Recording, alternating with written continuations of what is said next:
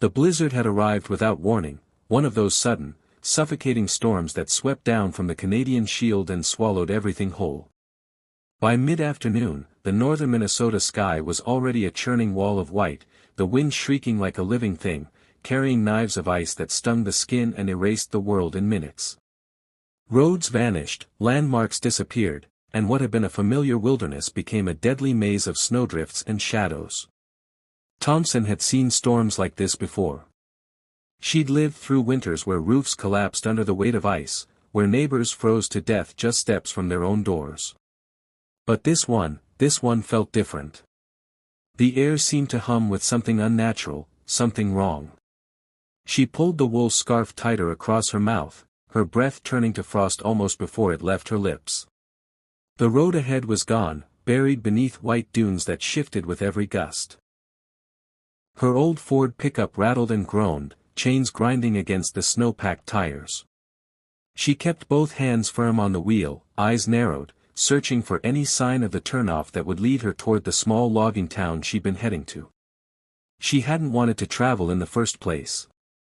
After her husband's death last year, Thompson had stayed close to her cabin on the lake, living off the fish she caught and the supplies she could barter from locals. Solitude had become her companion.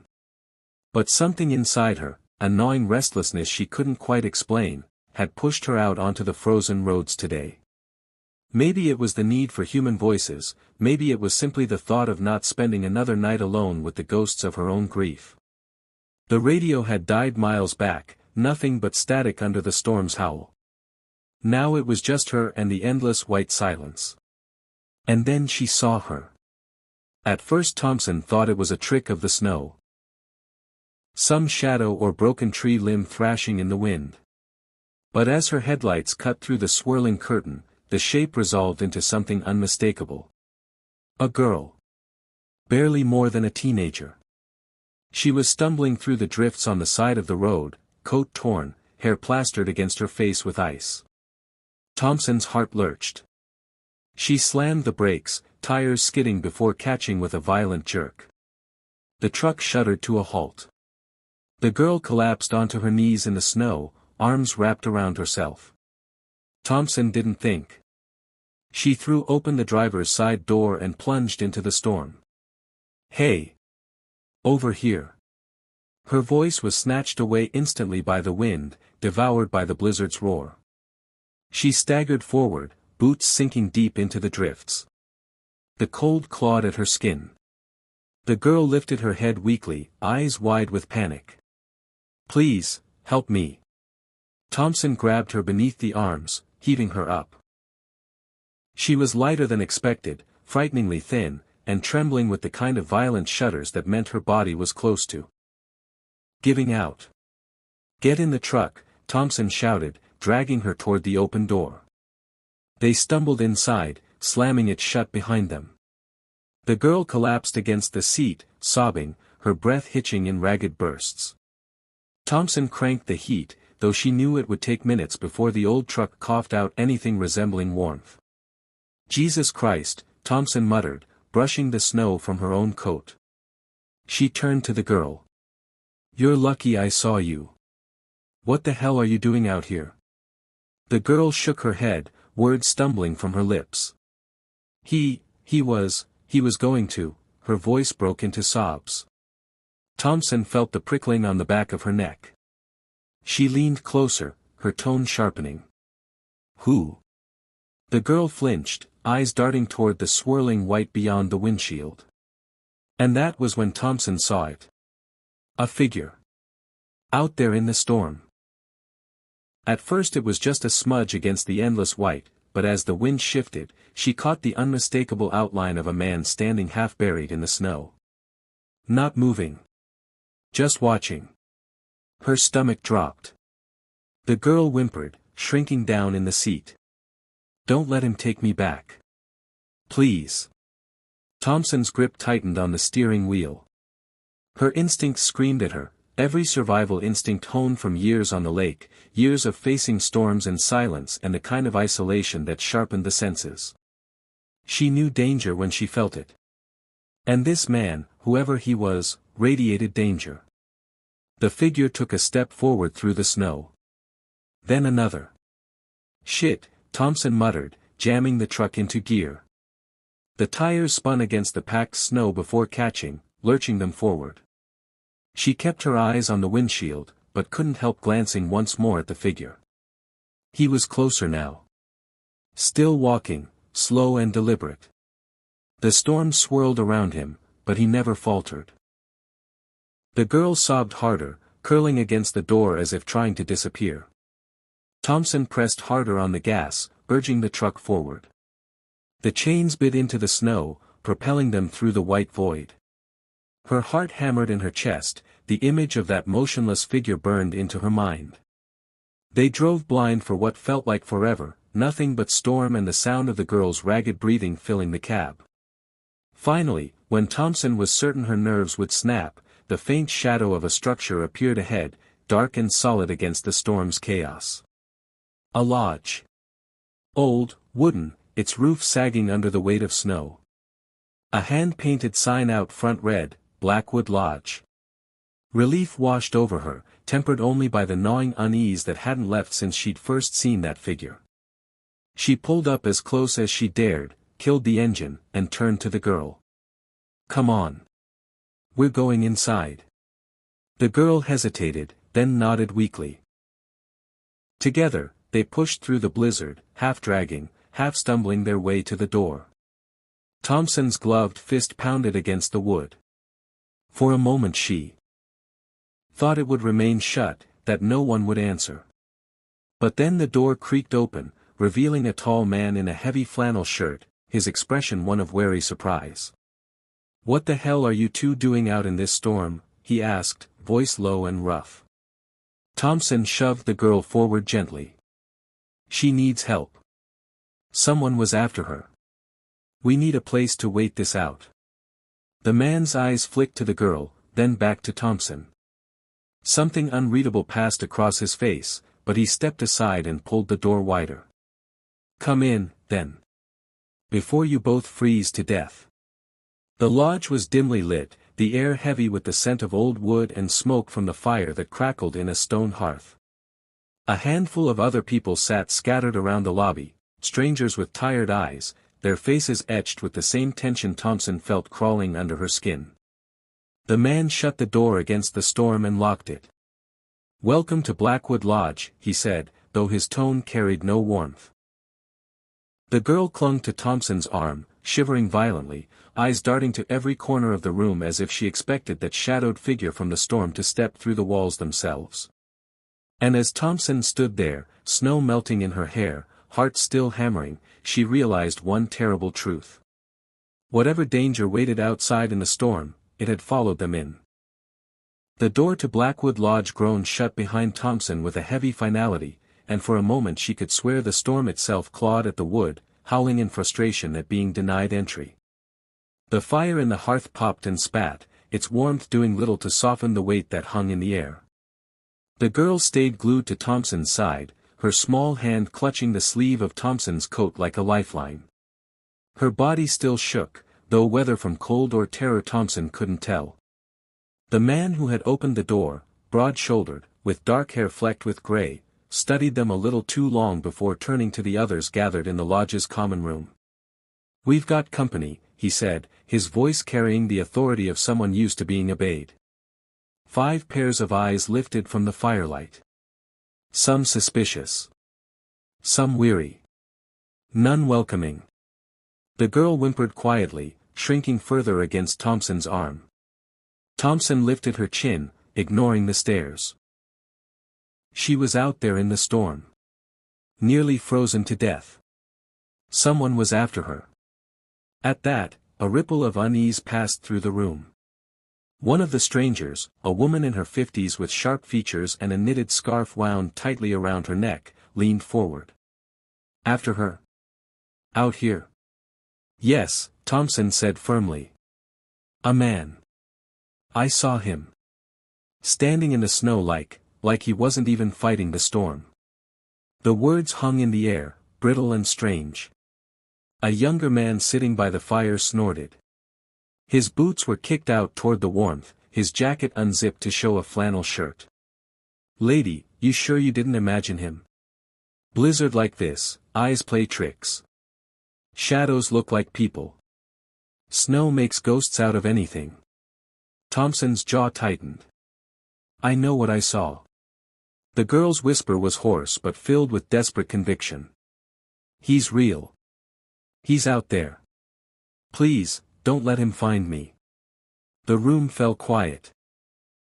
Even the young man shifted uncomfortably under the girl's trembling voice. The tall man who had let them in finally spoke again. "Storms cut the power. Phones are down. Nobody's going anywhere until it lets up." His gaze flicked to the frosted windows, where the wind battered like a living creature. "Could be a day. Could be longer." Thompson nodded grimly. "Then we'll make do." The girl's grip on her sleeve only tightened. As the minutes crawled into an hour, Thompson learned the names of the others trapped in Blackwood Lodge. The tall man was Harris, a retired park ranger who now oversaw the lodge during off-season months. The sharp-featured woman with the scarf was Margaret, a schoolteacher from Duluth who'd been snowed in on her way south. The cocky younger man by the fire was Vince, a trucker with a loud laugh that felt forced, like a man who whistled in the dark to keep fear at bay. Two others kept more to themselves. A quiet couple who sat close together near the far wall. Daniel and Claire. They spoke little, their faces pale, hands clasped tightly as if afraid to let go. And now Thompson and the girl. The girl gave her name in a near whisper, Lily. 17. From a small town farther north. She wouldn't say much more, not yet, and every time someone pressed her, she shrank against Thompson like a frightened animal. The storm battered on. The walls of the lodge creaked under the weight of the wind, the shutters rattled, and every so often a thud echoed from somewhere deep within the building, a sound that made Margaret cross herself and mutter under her breath. Tension settled into the group like frost seeping through the floorboards. Every glance lingered too long, every word weighed against the silence. Thompson couldn't shake the image of that figure outside, motionless in the storm. His presence felt close, closer than the walls should allow. Night pressed down hard. Harris stoked the fire, sending shadows leaping up the walls. It was during one of those long, uneasy silences that Vince spoke again, his voice carrying a false cheer. "So. Who's hungry? We got supplies, right?" He glanced at Harris. "Some," Harris said flatly. "Enough for a couple days if we ration. Maybe more if we're careful. Nobody touches the pantry without me." Vince smirked. "You sound like a prison warden. You want to eat?" Harris snapped. "Then you'll listen." Margaret rolled her eyes but said nothing. The fire cracked. Lily let out a small cry and flinched, pressing herself against Thompson. Thompson bent down, lowering her voice so only Lily could hear. "It's all right. You're safe in here." Lily shook her head, eyes wide and haunted. "You don't understand. He always finds me." Thompson's skin prickled. "Who is he, Lily? Tell me." Lily's lips trembled. She looked at Thompson as if weighing whether she could truly trust her.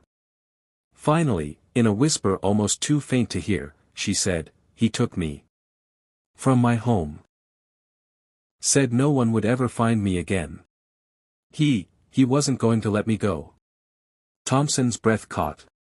She wanted to ask more, but Lily clamped her mouth shut, her eyes darting around the room like she feared one of these strangers would hear too much. And suddenly, Thompson wondered if she was right. The storm raged. The night deepened. And then. Thud. The sound was heavy, distinct, somewhere out near the shuttered windows. Everyone froze. Another thud. Closer this time. Deliberate. Claire's hand flew to her mouth. Daniel pulled her closer. "What the hell was that?" Vince asked, his forced bravado cracking. Harris moved to the window, peering through the narrow slats of the shutter. For a long moment he stood there, unmoving. When he finally turned back, his face was pale. "There's footprints," he said hoarsely. "In the snow. Leading right up to the lodge." The room went deathly silent. Thompson's stomach twisted. She reached for Lily, who clung to her with desperate strength. The girl's voice was a broken whisper. "He found me." And in that moment, Thompson wasn't sure what terrified her more, the storm outside, or the possibility that the danger was already in the room with them. That night, no one truly slept. Harris insisted on keeping the fire burning bright, as if its light could hold back whatever pressed against the lodge from outside. The storm wailed like a wounded beast, and beneath it, every creak of the old wood sounded like footsteps in the hall. Thompson lay awake on the hard couch, Lily curled beside her, the girl's trembling never ceasing. Her mind spun with questions she couldn't answer. Who was this man Lily feared? How had he followed them through the storm? And worse, if the lodge was locked tight, if the storm was nearly impassable, then how had those fresh footprints appeared in the snow? When Thompson finally drifted into a restless half-sleep, she dreamt of white silence, of a figure standing just beyond the frosted window, his face obscured but his eyes burning with an unnatural hunger. And when she startled awake, gasping in the dim light of dawn, she could have sworn she still heard his whisper on the wind. "I'm closer than you think." The storm hadn't let up. By morning, the world beyond the lodge was still a shifting, white wall. Snow slammed against the shutters in waves. The wind howled like a choir of lost souls. The storm wasn't passing, it was digging in. Thompson rose from the couch with stiff limbs, her body aching from the night's restless half-sleep. Lily was still curled beside her, eyes half open, as though even unconscious she didn't dare let go. Across the room, Harris stoked the fire with mechanical precision. Vince was already pacing, muttering curses under his breath, while Margaret sat rigid in a chair, knitting needles clicking as if the sound could keep the silence at bay. Daniel and Claire remained pressed together in their corner, faces pale, eyes darting. Everyone looked haunted. No one mentioned the footprints. But Thompson knew they were all thinking the same thing: someone, or something, was out there in the storm, circling. By midday, supplies had become the next battle. Harris doled out cans of soup and stale crackers, insisting each person only take their share. Vince, predictably, wasn't satisfied. "This is bullshit," Vince snapped, rattling the can Harris had handed him. "You call this food? I burn more calories sitting on my ass than this'll give me." "It's what we've got," Harris said flatly. "We don't even know how long we're stuck here," Vince shot back. "Storm like this? Could be days. Weeks. What then? We gonna starve to death while you play dictator?" Harris's jaw tightened. Better to ration now than to run out tomorrow. The knitting needles in Margaret's lap clicked louder. "He's right, Vince. Stop whining. We're all in this together." "Together?" Vince laughed bitterly. "Lady, open your eyes. One of us dragged trouble in here last night. We all saw those prints. You really think it's coincidence they showed up the same time she did?" He jabbed a finger toward Lily. The girl flinched as though struck, curling against Thompson. "No. No, it's not me." "Enough," Thompson snapped, stepping in front of her. Her voice was low, dangerous. "You leave her alone."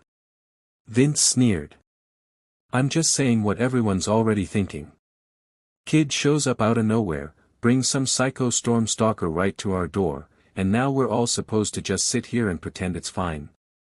"Nah. Not me." Lily whimpered, burying her face against Thompson's coat. Thompson's blood boiled. "You think yelling at a terrified kid's gonna solve anything? Grow the hell up." Vince's smirk faltered. For a moment, the two locked eyes, the fire snapping between them. Then he spat on the floor and stalked away. But the seed of suspicion was planted. Thompson saw it in the way Margaret's eyes flickered toward Lily, in the nervous whisper Daniel murmured to Claire when they thought no one could hear. The lodge was no longer just shelter. It was a cage. The first scream came at dusk. It ripped through the lodge, high and raw, freezing everyone where they stood. Thompson's heart leapt into her throat as she spun toward the source. It was coming from the back hall. Harris grabbed the flashlight. "Stay here." Thompson ignored him and followed.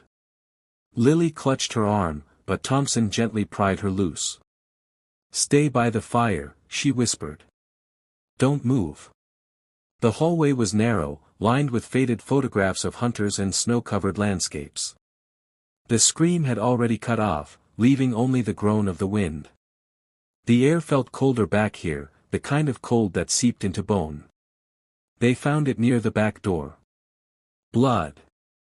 A thick smear across the wood, glistening in the beam of Harris's flashlight. And next to it, Daniel.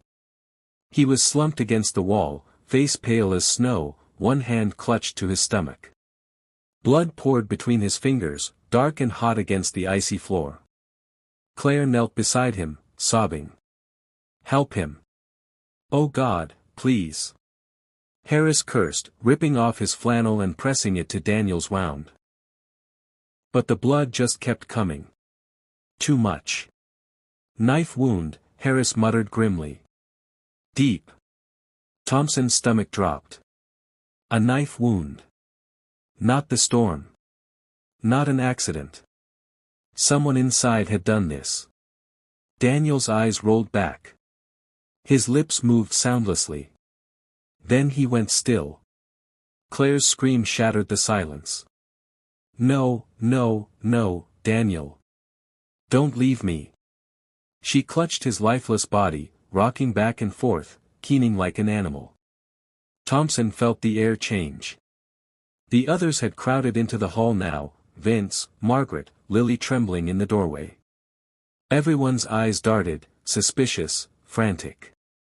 "Who did this?" Margaret hissed, voice sharp with panic. "Who the hell stabbed him?" Silence. Vince's gaze snapped to Thompson. You. You were closest. You followed Harris back here." Thompson's fists clenched. "I was with him the whole time." "Yeah." Vince sneered. "That girl of yours, she slip away, maybe. Plant us right in the middle of her nightmare." Lily's face crumpled. "No. I didn't. I swear I didn't." Margaret's knitting needles clattered to the floor. "Then who?" The air was heavy with terror and suspicion. Harris rose slowly, his flannel soaked crimson, his expression carved from stone. "One of us is lying," he said. "And until we know who, nobody leaves this room. Nobody." His words slammed into Thompson like the storm outside. They were trapped. Not just by the blizzard. But by each other. The hours after Daniel's death were a blur of accusations and whispered fears. Claire wept uncontrollably, rocking her dead husband's body until Harris gently pried her away.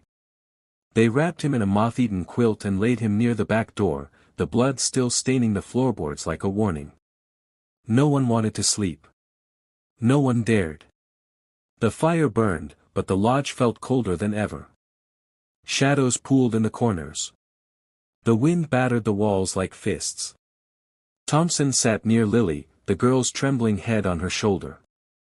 She could feel the other's eyes on them. Watching. Measuring. Every creak of the wood felt like a step in the hall. Every flicker of shadow seemed a figure moving just out of sight.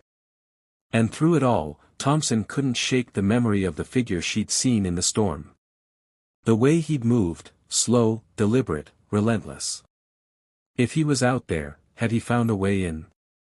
Or worse, had he been inside all along? It happened again near dawn. A crash. Glass shattering. Everyone jerked awake, adrenaline flooding the room. Harris grabbed his rifle from behind the counter. Vince snatched a fire poker. Thompson pushed Lily behind her. They rushed toward the sound. One of the windows in the back hall was shattered inward, snow whipping through the jagged opening. Shards glittered across the floor. And in the center of the room, another set of footprints. Wet. Heavy. Leading from the broken window straight into the lodge. But the snow clinging to the boots wasn't fresh white. It was streaked with blood. The storm had clawed at Blackwood Lodge for 3 nights now, its voice an endless dirge that rattled the shutters and shook the walls. Snowdrifts piled high against the windows. The world outside no longer existed. There was only this place, this prison of timber and shadow, with 7 souls locked inside. No, 6. Daniel's body lay in the back room, wrapped tight in a quilt already stiff with blood. Harris had barred the door, claiming it was, for the living's sake, but everyone knew the truth, none of them wanted to look at it anymore. None of them wanted the reminder that one of their own had already been butchered, and that whoever did it was still sitting among them. The broken window had been patched with boards, but the cold still seeped through. Every time Thompson passed it, her eyes flicked to the bloody footprints that had led inward, across the floorboards, before vanishing without explanation. They'd argued about them until their voices were raw. "No stormstalker could have climbed in here without us hearing it," Vince had barked. "Then how do you explain the prints?" Margaret had shot back. "They're staged," Harris had said flatly. "Somebody in here did this. Tried to scare the rest of us." But no one admitted anything. And so suspicion became its own poison. By morning, the group had fractured into uneasy factions. Harris tried to maintain order, barking orders about rationing and keeping the fire stoked. But his words carried less authority now, there was a hollowness in his eyes, a man losing control. Margaret clung to her knitting needles as if they were talismans, muttering prayers under her breath, glaring openly at Lily whenever she thought Thompson wasn't watching. Vince prowled the lodge like a wolf, restless, hungry for confrontation. He kept the fire poker close at hand, making no effort to hide his suspicion of everyone, Thompson most of all. Claire sat in silence, hollowed out, her grief consuming her. She whispered to her dead husband as though he could still hear her through the quilt-wrapped door. And Lily. Lily barely spoke. She stuck to Thompson's side, eyes ringed dark from lack of sleep, trembling whenever the wind rose too high. The girl was breaking. And Thompson wasn't far behind. It began with food. Margaret discovered one of the supply boxes had been raided, 2 cans of beans and a packet of jerky gone. She screamed, the sound shrill enough to make Lily cry out and cover her ears. "Who did it?" Margaret demanded, her voice cracking. "Which one of you bastards took it? We're starving in here and someone's stealing in the night." Her eyes locked on Vince immediately. "Don't look at me, Grandma," Vince snarled, jabbing the poker toward her. "You think I'd risk my neck for a couple cans when Harris is counting every bite? Please." "Who else, then?" Margaret spat. Her gaze swung to Thompson. "You and your little stray. You expect us to believe you didn't sneak off and feed her?" Thompson rose slowly, her chair scraping the floor. Her voice was low, dangerous. "Say that again." Margaret's face twisted. "You heard me. That girl's brought nothing but trouble since the moment she walked through that door. She's cursed. And you're too blind to see it." Before Thompson could move, Harris slammed his fist on the table. "Enough. Nobody leaves this room alone again. Not for food, not for nothing. We stay together. Understand?" But the damage was done. The air was venom now, thick with accusation. That night, Thompson awoke to a sound. A whisper. She opened her eyes in the dim firelight. Lily lay curled beside her, whimpering softly in her sleep. Across the room, Vince shifted, muttering in his dreams. The whisper came again. Not words, just the sound of breath, low and rasping, inches from her ear. She sat up sharply. Nothing. Just the crackle of the fire. Her skin crawled. She forced herself to lie back down, but her eyes stayed open until dawn. On the fourth day, Claire snapped. She'd been quiet for hours, staring blankly at the wall. Then, without warning, she stood, walked to the barred door of the back room, and began pounding on it with her fists. "Let me in," she sobbed. "Please, Daniel, let me in. I can't do this without you." Harris jumped up, grabbing her shoulders. "Claire, stop." But she fought him, clawing and screaming, her voice ragged. "He's waiting for me. I can hear him. He's calling me." Thompson rushed forward, helping restrain her as she thrashed like a wild animal. Her nails raked Harris's cheek, drawing blood. "Open the door," she shrieked. "He needs me. He's cold in there, he's cold." Finally, her body went limp, sagging in their arms. Harris lowered her gently to the floor, breathing hard. She stared up at the ceiling, tears streaming down her face. "He's not dead. He's just waiting. You'll see." The room fell silent. No one spoke of it again. But that night, Thompson heard something through the door. A dragging sound. Wet. Slow. And a whisper. "Thompson." Her blood froze. She pressed her ear against the wood. Nothing. Only the storm. But she didn't sleep again. The breaking point came the next evening. Harris was in the kitchen, rationing what was left. Margaret hovered nearby, muttering. Vince sat at the fire, spinning the poker in his hand. Thompson and Lily were on the couch, trying to stay small. Claire stared at the door again, whispering under her breath. The storm screamed louder than ever. Then, bang. A gunshot. Everyone froze. Smoke curled from the kitchen.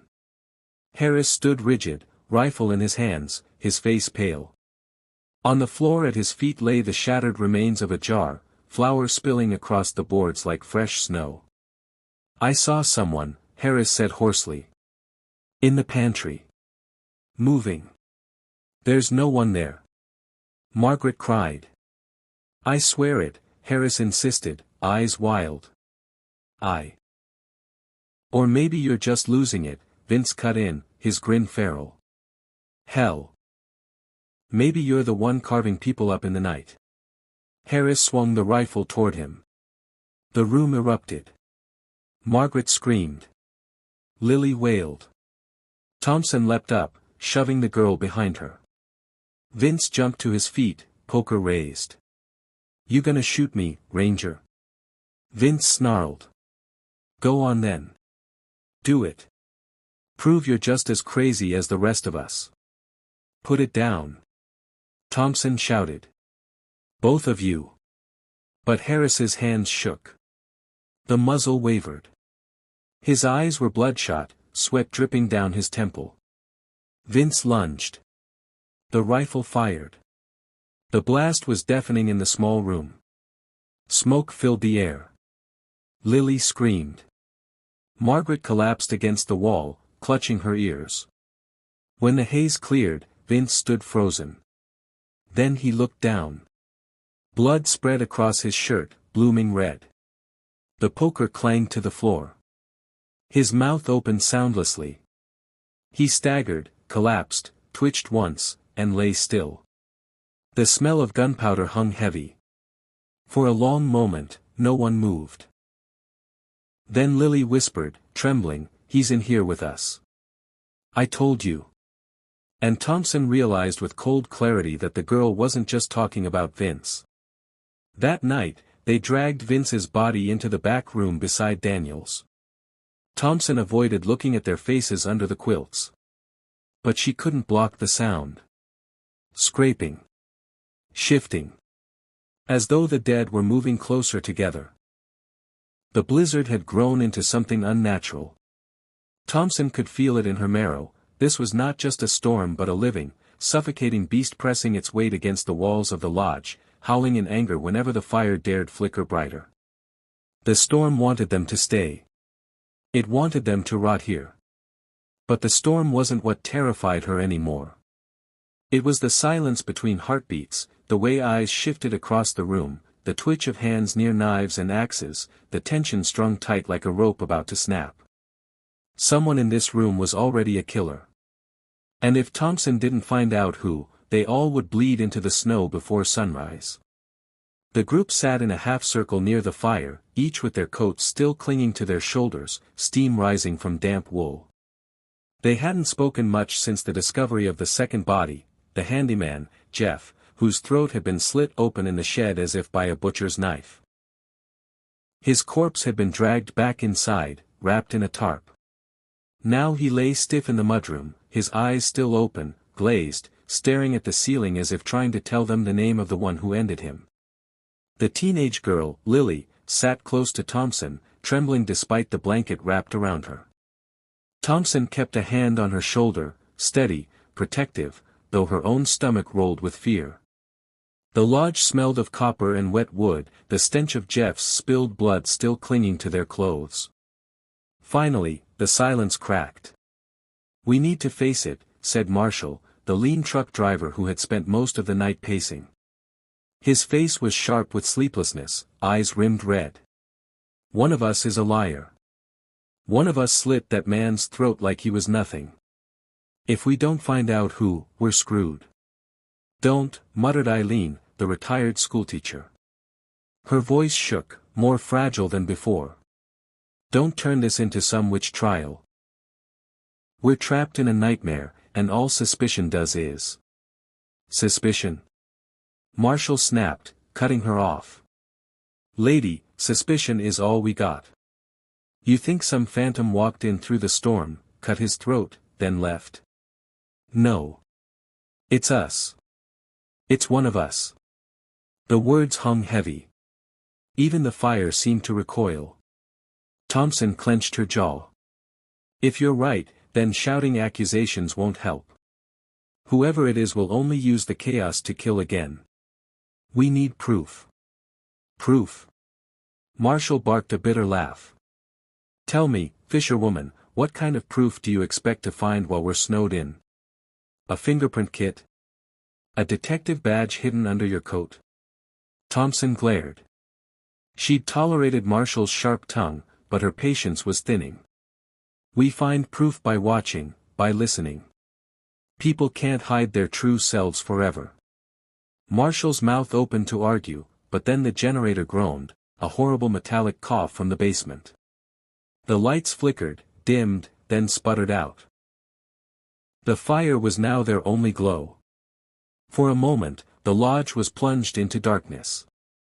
Then came the sound. Drip. Drip. Drip. Everyone froze. The sound was steady, deliberate, almost like a clock counting down. Thompson rose, her pulse thundering. She followed the sound toward the hallway. The others trailed behind, reluctant but drawn. Lily clung to her sleeve. The dripping wasn't water. It was blood.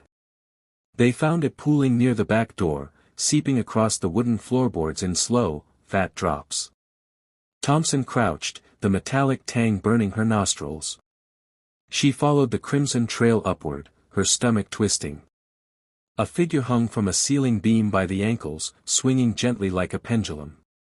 It was Sarah, the woman who claimed to be a traveling nurse. Her coat flared downward, her hair dripping red strands, her throat a gaping, carved ruin. Her face was pale, frozen in a grotesque mask of terror. The group erupted, Eileen screaming, Marshall cursing, Lily burying her face against Thompson's arm. The killer had struck again. And worse. They had done it while everyone was only a room away. They dragged Sarah's body down, but no one dared cover it this time. The shock of two corpses in one night stripped them of illusions of safety. Thompson inspected the rope, her fisherwoman's hands familiar with knots. This wasn't a panic tying. It was precise, almost ritualistic. Whoever did this knew exactly what they were doing. Jesus Christ, whispered Gary, the quiet man who had until now barely spoken. His face was pale, his lips trembling. We can't stay here. We can't. Where the hell do you suggest we go? Marshall barked. Step outside. You'll freeze solid before you make it to the treeline. Gary backed away, shaking his head, muttering to himself. Thompson stood slowly. He's right. We can't leave. Which means we're cornered. And someone here is counting on that. Her eyes swept over the group. Their faces blurred together in the firelight, pale, wide-eyed, masks of paranoia. They tried to sleep. God knew they tried. But every creak of the wood, every moan of the wind, kept them awake. The killer was among them, breathing the same air, waiting for the moment knives dulled into trust. Thompson kept herself awake, her hand resting on the hatchet she had taken from the woodpile. Lily curled beside her, exhausted but still trembling, as though even in sleep the girl's body remembered the fear of being hunted. Hours crawled by. The fire died low. And then Thompson heard it. Not the wind. Not the storm. A whisper. Her head jerked up. Across the room, Eileen sat near the dying fire, her lips moving. Whispering to someone. Or something. Thompson rose carefully, patting closer. Eileen. The old woman startled, her eyes snapping wide. She clutched something in her hands, a small carved figure, a crude wooden doll with nails driven through its chest. What is that? Thompson demanded. Eileen's face twisted with something between guilt and madness. A charm. A ward. It keeps them away. Them. The things outside, Eileen said, her voice breaking. Don't you hear them? Scraping. Clawing. The storm's not just snow. It's teeth. They want us. They want the girl. Her eyes flicked toward Lily, still curled in her blanket. They'll take her unless.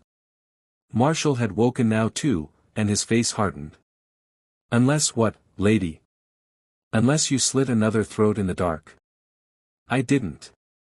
Eileen shrieked, trembling. I swear to you, I didn't. But if we don't give them something, if we don't. Thompson grabbed the doll and hurled it into the fire. The wood hissed, flames curling around it, nails glowing red. Stop it, she growled. We're not feeding into this madness. No gods, no demons. Just one of us. A human monster. And I'll find out who. But even as she said it, her skin crawled. Because what if Eileen was right? What if the storm outside wasn't just ice and wind? What if it hungered? Near dawn, as exhaustion gnawed them raw, Marshall disappeared. One moment he was sitting by the fire, jaw tight, hatchet across his knees. The next, he was gone. Marshall. Thompson called, scanning the darkened lodge. No answer. She checked the kitchen, the mudroom, the hall. Nothing. Her gut twisted. They found him minutes later in the basement. Marshall was standing by the half-dead generator, the dim light flickering across his face. He was drenched in sweat despite the cold, his hands shaking. In one hand, he held a knife. The others crowded behind Thompson, whispering in panic.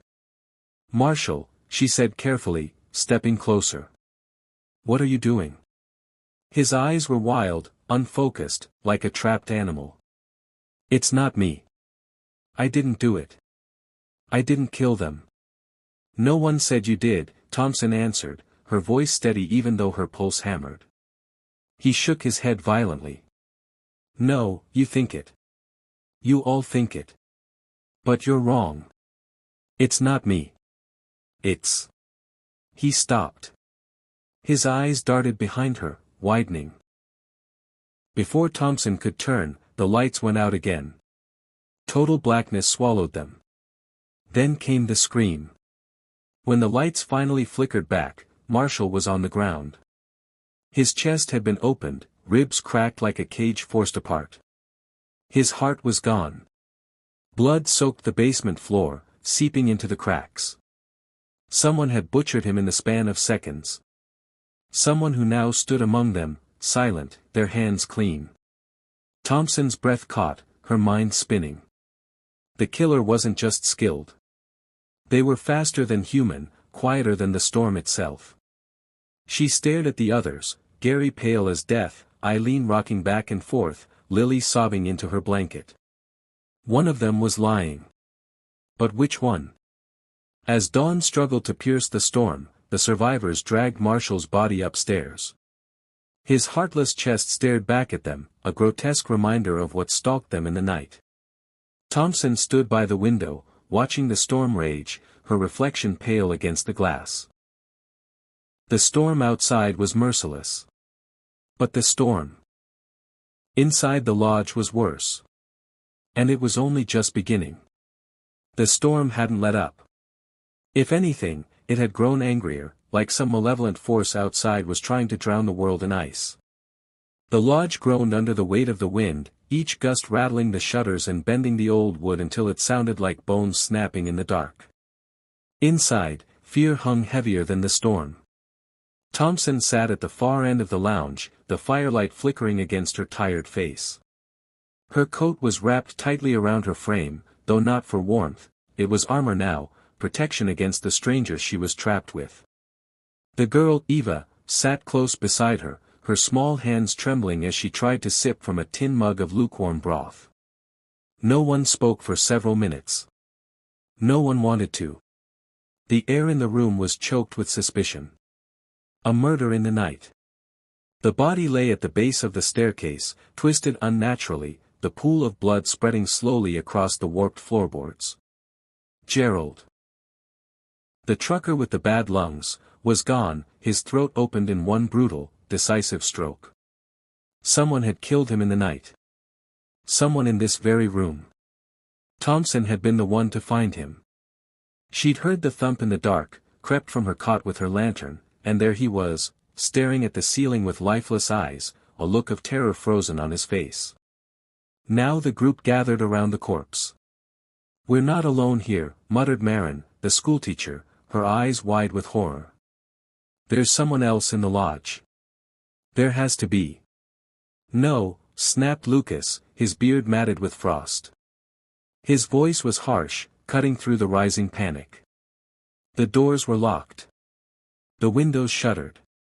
No one came in. Which means... He stopped, but the meaning hung in the room like smoke. It was one of them. The divide. Arguments flared quickly. "It was him," hissed the wiry drifter, pointing at Lucas. "He's been barking orders since the start, trying to play leader. Now Gerald's dead and suddenly it's convenient.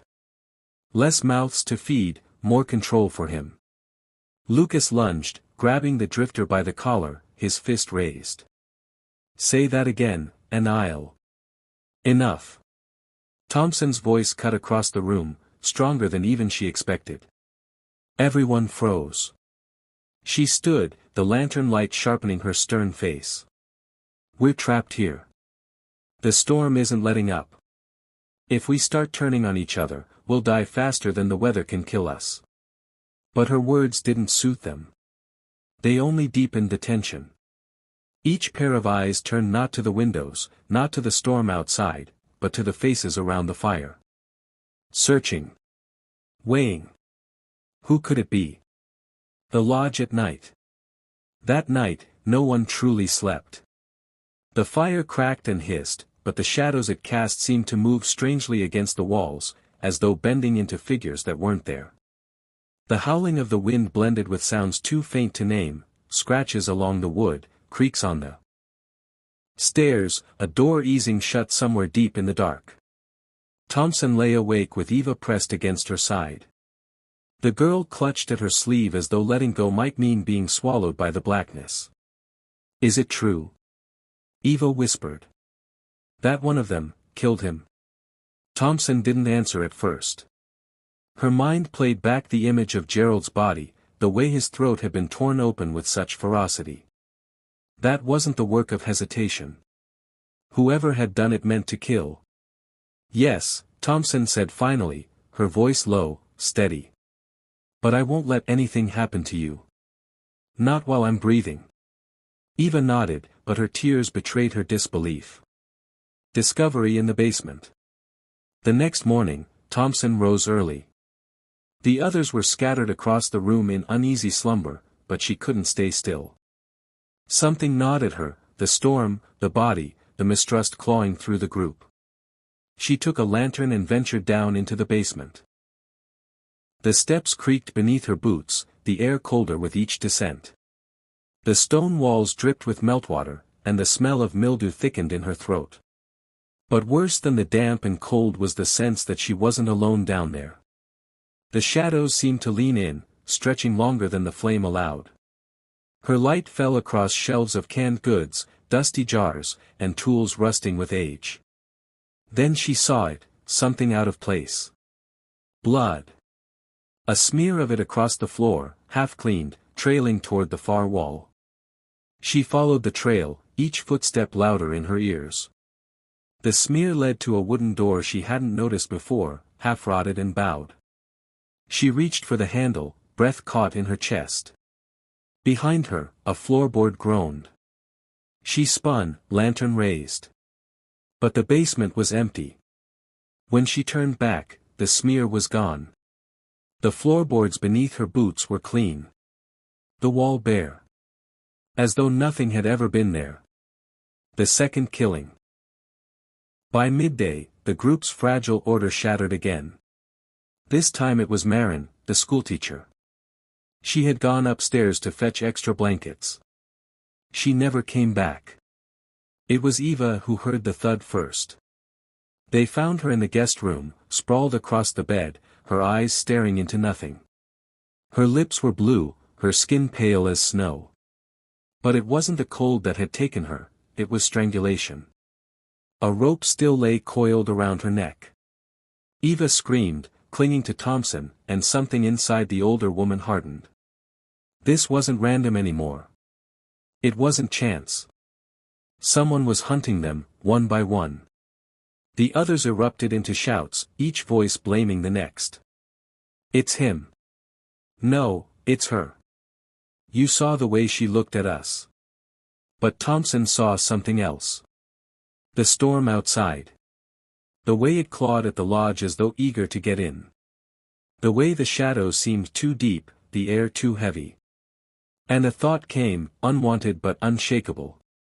What if the killer wasn't just one of them? What if the storm itself had brought something inside? With it? Closing the lodge. They locked the doors. Nailed the shutters tight. Gathered every knife, hatchet, and length of chain they could find. Each person carried a weapon now, though their trembling hands betrayed how little comfort it brought. But even as they armed themselves, Thompson knew the truth. The danger wasn't just the storm. It wasn't just hunger or the freezing cold. It was in the room with them. Watching. Waiting. Eva pressed close to her, whispering, "They won't believe you, will they? If you say it's not just one of them." "No," Thompson said. "They won't." And she was right. Because already, behind every glance, every twitch of a hand near a weapon, the only thing anyone saw anymore was a potential murderer. The storm had done its work. The blizzard outside didn't need to kill them. They were going to do it themselves. The lodge rattled again, snow pounding against the walls like fists. And above it all, somewhere in the dark halls of the upper floor, a door slammed shut, without anyone near it.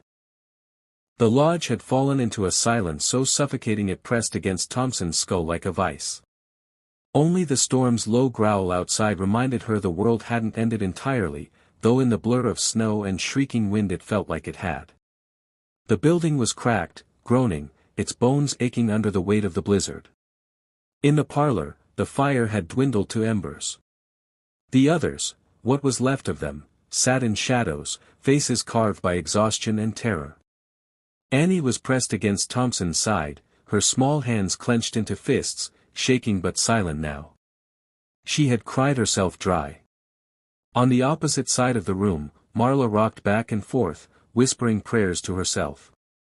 Her eyes were unfocused, bloodshot, staring at a place that didn't exist. Beside her, Burke sharpened the edge of a kitchen knife, slow and steady, the scrape echoing like a guillotine blade. Nobody spoke. Nobody trusted. Not since the truth had clawed its way to the surface. The killer was still among them. Thompson shifted, her fingers brushing the rifle laid across her lap. It was half-loaded, 2 rounds left. 2 bullets between survival and something worse.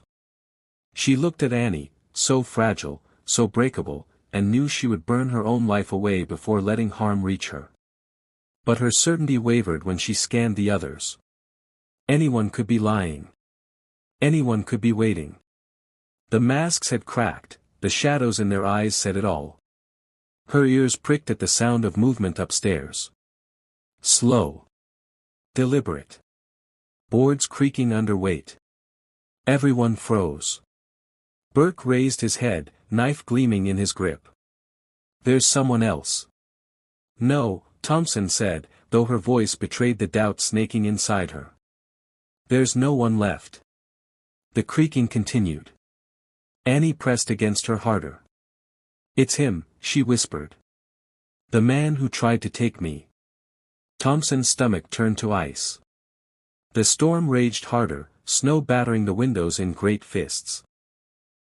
Somewhere inside the lodge, a door shut softly. Thompson swallowed her breath and stood, rifle ready. We need to know who's up there. Burke rose too, knife in hand, but Marla grabbed his sleeve with claw-like fingers. Don't, she hissed. Don't go. It wants you to. What it? He snapped. Her voice cracked. You think this is just a man? You think this is just murder? No. No, it's worse. We let it in. We let it in when we took shelter here. Her words twisted the silence into something unbearable. Thompson didn't want to believe her, couldn't, but in her heart she felt a cold weight of dread settle. The creaking grew louder. They climbed the staircase. The wood sagged beneath each step, and the shadows seemed thicker than they should have been, moving at the edges of their vision. Thompson's hand gripped Annie's, urging her along despite the girl's trembling. Burke led the way, knife glinting with each flicker of candlelight. Halfway up, the air changed. It was colder here. Biting through coats and flesh. Thompson's breath misted in the dark, and her bones rattled with it. Something old and vile lingered in the hallway above. They reached the landing. The creaking had stopped. But the silence, it breathed. Thompson raised her rifle and peered into the hallway. Doors lined each side, half open, gaping like mouths. The candle flame guttered, struggling to stay alive. Then, a soft laugh. Low. Wrong. It slithered from one of the rooms and crawled into their ears. Annie whimpered. Burke cursed under his breath. Thompson steadied her rifle, stepping forward. Each door she passed felt like a throat she might be swallowed into. Another laugh. Closer now. She spun, but the hallway was empty. The laugh came again, this time behind her. The world shattered in an instant. A figure lunged from the darkness, slamming into Burke. The knife clattered away as he roared, grappling with something, no, someone. The kidnapper. His face twisted in shadow, eyes reflecting the candlelight like glass. His grin stretched too wide, too cruel, and his hands clamped around Burke's throat. Thompson fired. The shot tore through the hallway, deafening, ripping a chunk from the kidnapper's shoulder. He staggered but didn't fall. Instead, he turned his head toward her, slowly, deliberately, his grin never faltering. Blood seeped down his arm, steaming in the cold air. He whispered, voice carrying like smoke, "You can't keep her." And then he bolted into the darkness. Burke gasped, clutching his throat, dragging in air. "He's not human," he rasped. Thompson helped him up, eyes scanning the hull. She didn't want to admit it, but the truth pressed in on all sides. No ordinary man bled and grinned like that. No ordinary man could vanish into shadows as if swallowed whole. They searched the rooms, all empty. But the laughter followed them, echoing from walls, floors, the very air. The storm outside battered harder, rattling the glass, shaking the house. Snow pressed against the windows, sealing them inside. The world had shrunk to this lodge, this nightmare. Back in the parlor, Marla was gone. The chair rocked slowly, empty. A trail of blood led into the kitchen. They followed it, each step sticky with dread. The trail ended at the cellar door. It was open. Blackness breathed from below. Annie clung to Thompson's leg, whispering, "Don't go down there." But she knew they had to. If the kidnapper was waiting, if Marla was still alive, they couldn't turn away. Burke led, knife in shaking hand. Thompson followed, rifle raised. Annie stayed close, unwilling to let go. The cellar was colder than the storm outside. The light barely reached the bottom, but what they saw made their hearts seize. Marla was there, but not alive. Her body dangled from the ceiling, throat cut, her face frozen in a scream that never ended. Her blood pooled thick on the dirt floor, black in the dim light. But worse was what stood beneath her. The kidnapper. He stood barefoot in the blood, arms open wide, smiling as though welcoming them home. His wound had closed. Flesh knitted like wax melting backward. His eyes glowed faintly, inhuman. "You should have stayed outside," he whispered. "The storm wanted you. But you came here instead. You came to me." Thompson raised the rifle. "Let the girl go." He laughed, a sound that rattled the beams. "The girl was never yours. She was always mine." And then the cellar erupted. He moved too fast. Faster than a man should. One moment across the room, the next slamming into Burke, teeth snapping at his face. Burke screamed as the knife plunged into the kidnapper's side, but it barely slowed him. Thompson fired her last bullet. The shot hit his chest, throwing him back, but again, he rose. Always rising. Burke shrieked as claws tore into him, ripping his stomach open. His insides spilled hot and slick across the dirt. His screams gurgled into silence. Annie sobbed, clutching Thompson. Thompson grabbed the fallen knife, her hands slick with Burke's blood, and faced the kidnapper. The final fight was nothing but chaos and horror. Thompson slashed, stabbed, drove the blade into his throat. He gurgled, laughed, yanked it free. He was unstoppable. But she didn't stop either. With a roar torn from the depths of her grief, her dead husband, her empty home, the girl she refused to lose, she drove the knife into his eye. For the first time, he screamed. It was not a man's scream. It was the storm's. It was the blizzard itself, shrieking through his mouth. The walls trembled, glass shattered, snow poured in through cracks. He staggered, clawing at his face. And in that moment, Thompson grabbed Annie and ran. They burst into the night, swallowed by snow. The cold knifed into their flesh, but they didn't stop. The lodge behind them shook, collapsing under the storm's fury. The scream carried into the sky, echoing across the mountain. Thompson held Annie tight, pushing forward through snow that wanted to bury them, drag them under. Each step was war. Each breath cut like glass. But she didn't stop. Not until dawn's pale light cracked the storm apart. The blizzard eased, unveiling a broken world of white silence. The lodge was gone, swallowed whole by snow. Nothing remained but shards of wood sticking out like bones. Annie lay against Thompson's chest, eyes half closed, murmuring, "You saved me." Thompson didn't answer. Her breath clouded, her eyes staring at the endless wilderness. Somewhere, in that silence, she swore she heard it. The laugh. Faint. Patient. Waiting for the next storm.